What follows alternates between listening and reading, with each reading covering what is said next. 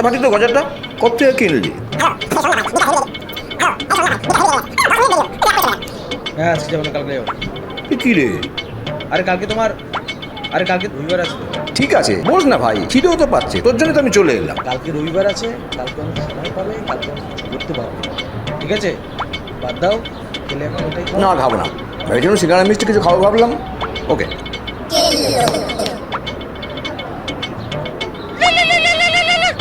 Hello, এই শোন না ভাই, বিকাশ হেভি রেগে গেছে। আরে আমার 10 মিনিট দেরি হলো, চলে গেল। বললাম চল খিদে পাচ্ছে মিষ্টি সিঙ্গারা খাবো, ও শুনলো না, চলে গেল। আর শোন, কাল হচ্ছে দেখা, tata tata. A few moments later.